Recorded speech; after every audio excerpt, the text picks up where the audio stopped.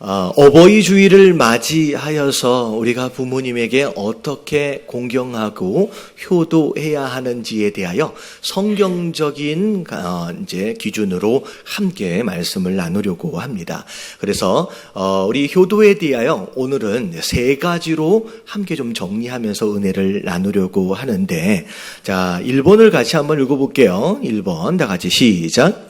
화려한 장례식과 근사한 제사상은 효도가 아니다. 자, 아마도 지금도 조금은 남아있을 것 같아요. 하지만 20-30년 전만 해도 이 제사에 대한 것으로 인하여 전도나 어떻게 보면 복음을 받아들이는 데 있어서 나름대로의 오해와 어떤 어려움들이 좀 많이 있었습니다. 그래서 종종 어르신들을 전도를 하다 보면 교회 다니는 사람들, 내 자녀들이 교회를 가게 되면 앞으로 내 제사상은 누가 차려주냐라고 하면서 마치 교회를 다니는 성도들을 향하여 부모를 알아보지 못하는, 어떤 공경하지 못하는 배은망덕한 어떤 그런 사람들로 치부했던 어떤 그런 이제 과거들이 좀 있지요. 사실 오늘날에도 약간은 이런 부분들이 없지 않아 있습니다. 우리 한국 문화가 이 유교 사상에 굉장히 많은 영향을 좀 받고 있는 가운데, 특별히 부모를 공경함에 있어서 이 장례 제도와 이 이제 제사 제도를 굉장히 중요하게 생각을 하죠. 오늘은 이 장례와 제사가 진정한 효도겠느냐라고 하는 것으로 일단 말씀을 좀 시작하려고 합니다.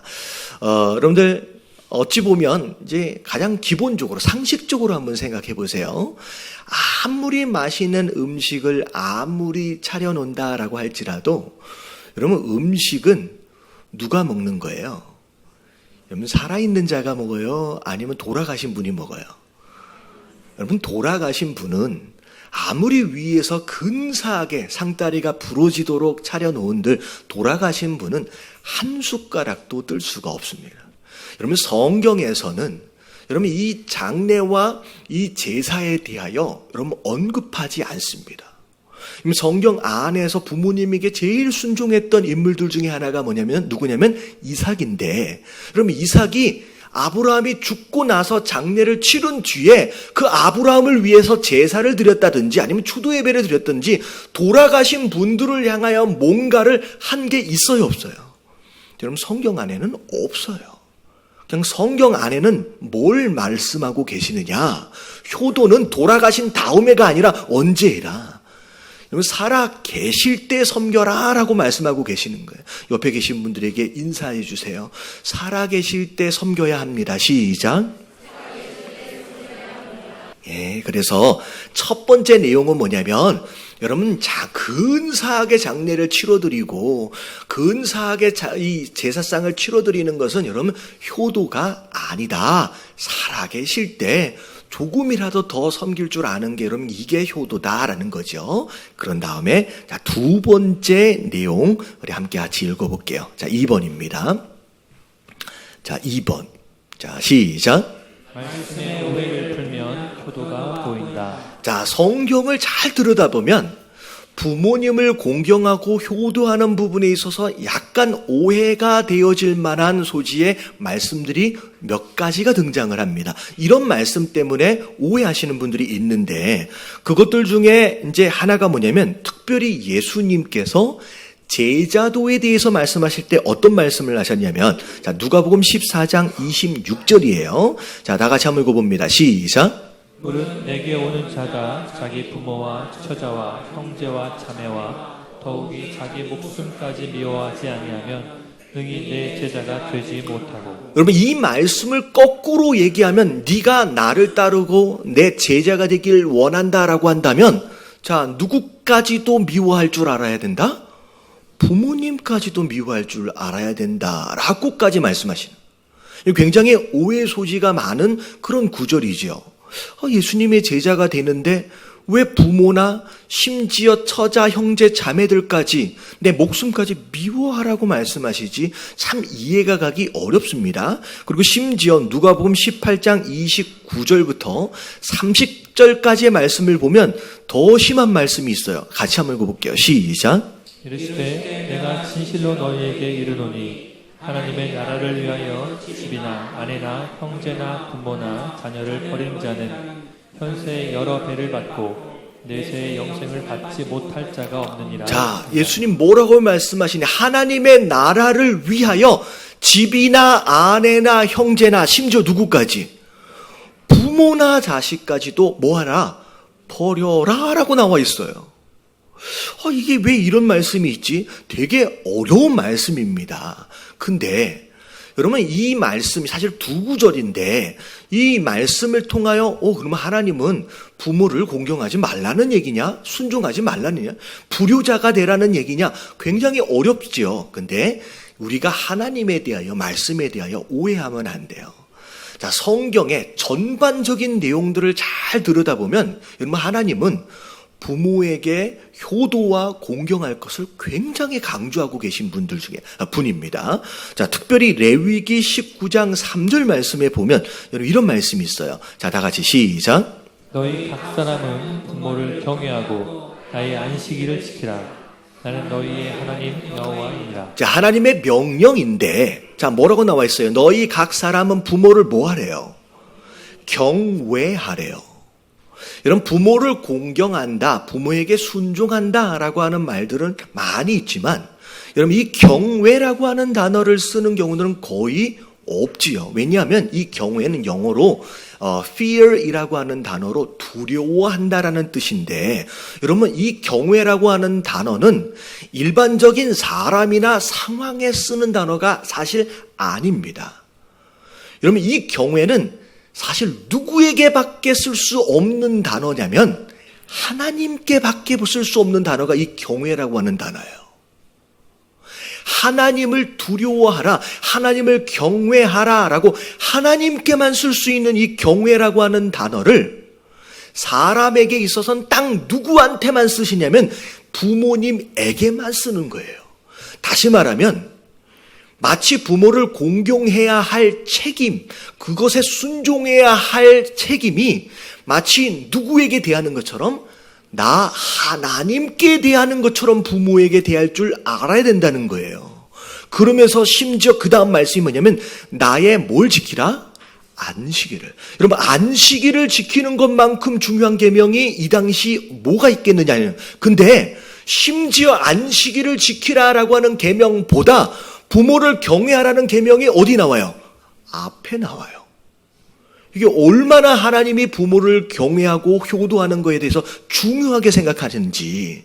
그리고 여러분 우리가 10계명을 알잖아요. 10가지 계명 가운데 여러분 앞에 있는 4번째까지의 계명 4계명이 누굴 사랑하라? 여러분 하나님을 사랑하라. 그리고 5계명서부터 10계명까지 6개의 계명을 누굴 사랑하라?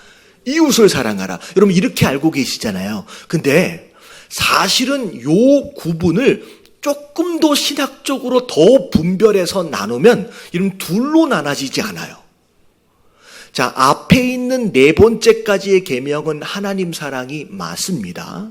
근데 5번째는 놔두고 6번째부터 10번째까지 5계명이 이웃 사랑이에요. 가운데 자 5번째 계명이 무슨 말씀이에요? 내 부모를 공경하란 말씀. 여러분 이것은 이웃 사랑 안에 들어가는 계명이 아니라 하나님 사랑과 이웃 사랑을 서로 연결하는 가교적 계명이라고 생각하시면 돼요. 다시 말하면 부모를 공경하는 것은 이웃 사랑의 일환이 아니라 마치 나를 대하는 것처럼 두려워할 줄 아는 바로 그 표현과 그 사랑이 그 안에 있어야 된다라고 말씀하시는 거예요. 여러분 하나님은 여러분 효도를 명령하고 계시는 것인 줄로 믿습니다. 자, 3번째입니다. 자, 마지막 3번째 같이 한번 읽어볼게요. 시작. 효도는 약속이 있는 첫 계명이다. 여러분 효도는 약속이 있는 첫 계명입니다. 자, 이 약속이 있는 첫 계명이라는 뜻은 네가 내 명령에 순종하면 내가 순종한 것에 대한 대가를 지불해 주시겠다라는 그 표현이에요. 그게 약속이 있는 첫 계명이라는 뜻입니다. 사실은 부모님을 공경하고 효도한다. 나중에 어떤 복을 받기 위해서 그래야 할 것은 사실 아니죠. 부모님이 우리를 위하여 헌신하고 수고하신 것들이 어마어마합니다. 사실은 제가 결혼해서 애를 낳기 전까지만 해도 어른들이 하시는 얘기가 뭐냐면 애들은 지가 날 때 뭐 가지고 난대요? 숟가락 가지고 나온대요. 그래서 알아서 잘 큰대요. 근데 제가 아이를 딱 낳는 순간 들은 생각이 뭐냐면 속았다. 이러면 애는 그냥 크지 않아요. 키워보시고 계시잖아요. 이게 장난이 아니에요. 이러면 애를 낳는 순간 부모는 삶의 거의 대부분을 다 포기합니다. 제가 원래 몸무게가 50kg였어요. 결혼하기 전에. 별로 믿지 않으시는 것 같은데 제가 지금 몸무게가 몇 정도 될 것 같아요? 제가 77입니다. 거의 80에 가까워요. 보이지 않는 살들이 많아요. 제가 얘기한 다 근육이라고 얘기를 하는데, 그럼 제가 왜 살이 쪘냐면 핑계를 대는 것 같지만 아이를 낳기 전까지만 해도 관리가 됐어요. 근데 아이를 낳고 나서는 온 가족이 얘한테 매달려 있느니라고 운동을 한다, 먹을 걸 가린다, 그럴 겨를이 없어요. 솔직히 지금의 부모들도 사실 고생하지만 예전 부모님들은 우리를 키우시기 위해서 거의 모든 인생을 다 포기하셨어요. 여러분, 무슨 축복을 더 받는다, 그래서 사실 부모를 공경하고 효도를 한다, 그건 말이 안 되지만 그럼에도 불구하고 가장 어떻게 보면 당연한 도리임에도 불구하고 하나님은 뭘 약속하셨느냐면 복을 약속하셨어요. 그래서 오늘 본문 말씀에 보면 이것은 약속이 있는 첫 계명이라고 말씀하시면서 3절에 뭘 약속하셨느냐. 자, 같이 한번 읽어볼게요. 시작. 이로써 내가 잘되고 땅에서 장수하리라. 네, 네가 부모님에게 순종하고 공경을 하면 이로써 네가 어떻게 된대요? 잘 된대요. 여러분, 하는 일마다 잘 되는 거예요. 여러분, 이런 복을 받으시길 주님의 이름으로 축원합니다. 여러분, 잘 돼야지요. 사업을 했는데 망해. 뭘 할 때마다 잘 안 돼. 여러분, 이러면 안 돼요. 잘 돼야 합니다. 여러분, 이게 하나님 주시기로 약속하신 축복이고, 심지어 땅에서 뭐 한대요? 장수한대요. 여러분, 뭘 하든지 잘 되는데 금방 죽어버려. 여러분, 이거는 어마어마하게 아깝죠. 여러분, 죽으면 안 돼요. 여러분, 이 땅에서 잘 되어지는 것을 누리는 것도 축복 중 가운데 하나예요. 뭐 하면 하신대요? 부모님에게 순종하고 내 부모님에게 공경할 때 이런 약속을 약속하셨어요. 심지어 구약에도 이거랑 거의 똑같은 표현으로 약속하십니다. 신명기 5장 16절 같이 한번 읽어볼게요. 시작. 너는 내 하나님 여호와께서 명령한 대로 내 부모를 공경하라. 그리하면 내 하나님 여호와가 내게 준 땅에서 내 생명이 길고 복을 누리리라. 네, 가나안 땅에 들어가기 전에 하나님이 뭐라고 약속하셨느냐? 네가 가나안 땅에 이제 들어가게 될 텐데 네가 부모님을 공경하면 그 땅에서 네가 생명이 길어진대요. 오래 살고 심지어 그 오래 살아가는 가운데 뭘 누리게 될 것이다? 복을 누리게 될 것이다 라고 약속하시는 거예요. 여러분, 이 약속의 말씀은 여러분 성경 도처에 실제로 이루어지는 것들을 보게 되는데, 그럼 대표적인 두 인물을 잠깐 소개를 하려고 합니다. 자, 첫 번째 인물이 누구냐? 앞에 나왔던 이삭이라고 하는 사람이에요. 여러분, 이삭은 아브라함이 몇 살에 낳았어요? 100살에. 정말로 눈에 넣어도 안 아플 만한 그런 아들로 낳은 거예요. 근데 갑자기 하나님이 나타나셔서 이 아브라함에게 뭐라고 말씀하시냐면 네 아들을 내게 바치라는 거예요. 제물로 죽이라는 거예요. 그랬을 때 아브라함이 아침 일찍 일어나서 순종을 합니다. 이 이삭과 더불어 모리아산에 올라가는데, 그럼 모리아산에서 이 이삭이 바쳐질 때 심지어 어디까지 하나님께서 보셨냐면 이 이삭을 묶어놓고 장자기에 올려놓고 칼을 대기 직전까지 하나님 기다리셔요. 그래서 믿음의 조상으로 인정을 받는데, 사실은 여기서 아브라함만의 믿음으로 이게 가능한 게 아니에요. 여러분 이 당시 모리아산에 올라갈 때 장작을 누가 메고 올라가냐면 이삭이 메고 올라가요. 여러분 장작 더미를 멜 수 있는 정도의 나이면 최소한 10대 후반입니다. 그러면 이 10대 후반만 해도 아브라함은 나이가 어떻게 돼요? 110대 후반이 되고 이 아들은 뭐 15, 16이 되겠죠.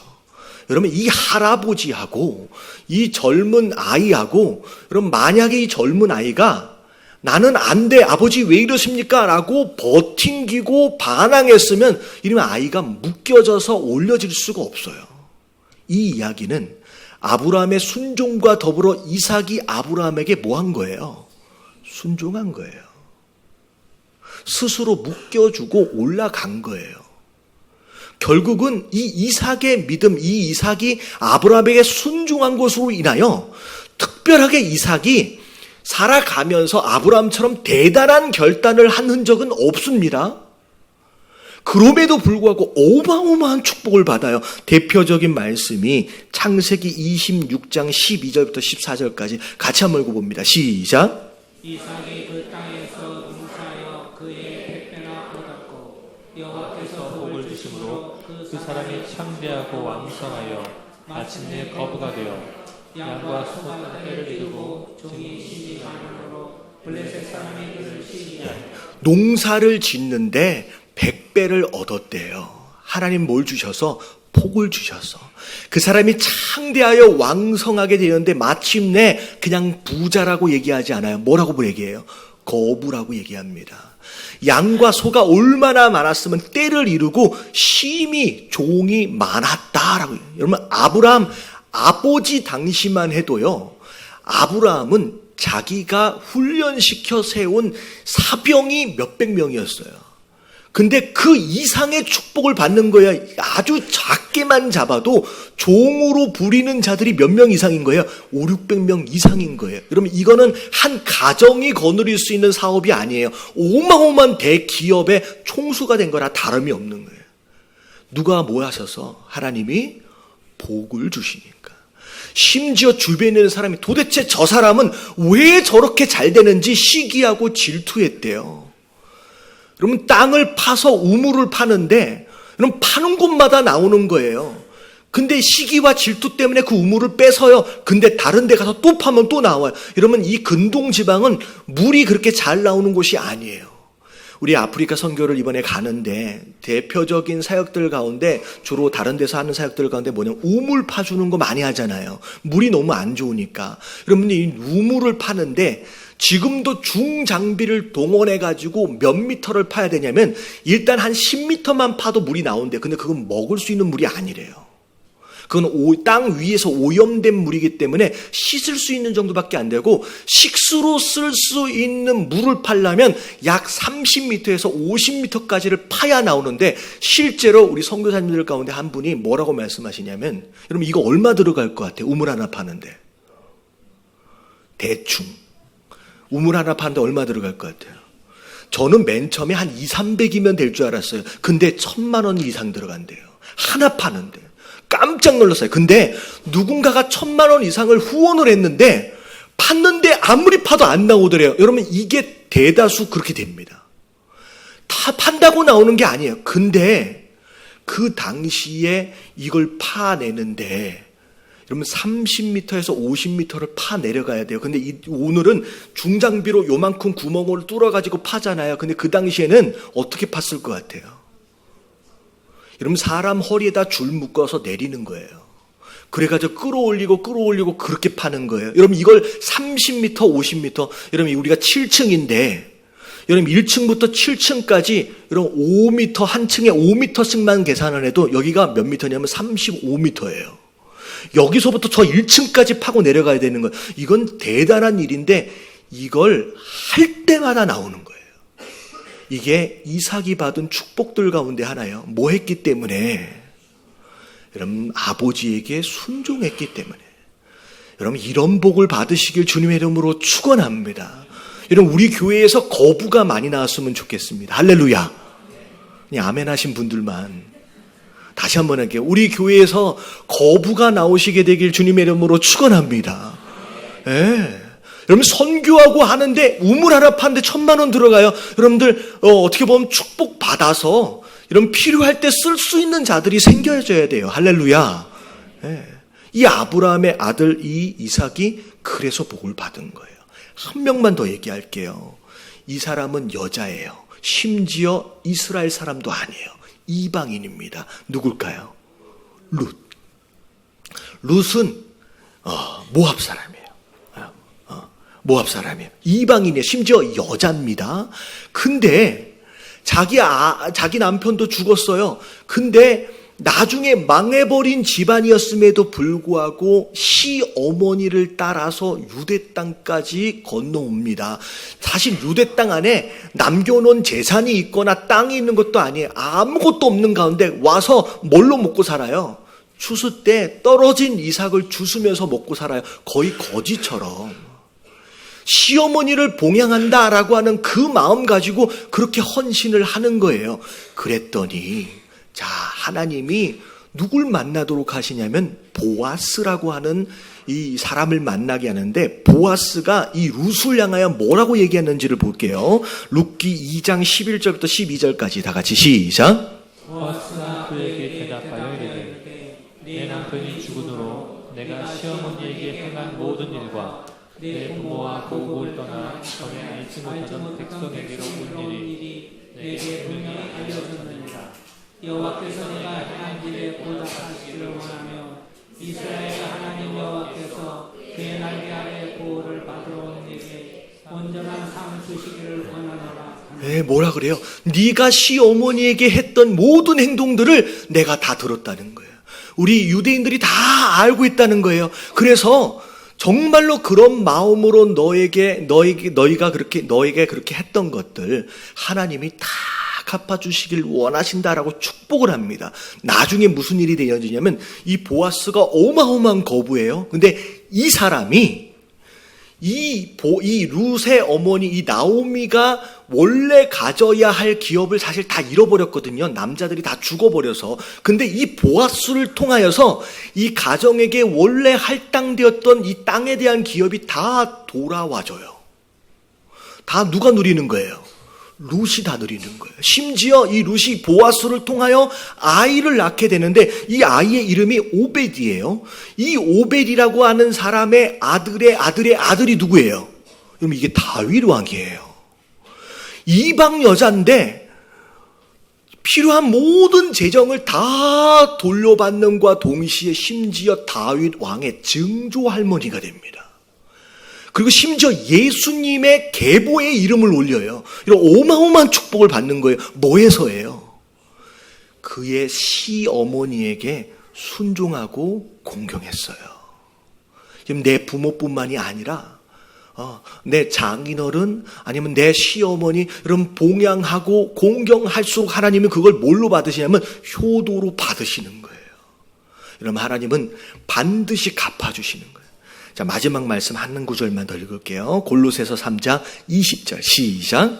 자녀들아 모든 일에 부모에게 순종하라. 이는 주 안에서 기쁘게 할 것이니라. 부모님에게 순종하래요. 자, 이것은 주 안에서 기쁘게 하는 것이라고 얘기했는데 이게 굉장히 어렵게 써져 있는데 원래 뜻은 이거예요. 부모에게 순종하라. 그러면 그것이 나를 기쁘게 하는 것이다 라고 말씀하신 거예요. 이게 원어를 보면 그렇게 돼 있어요.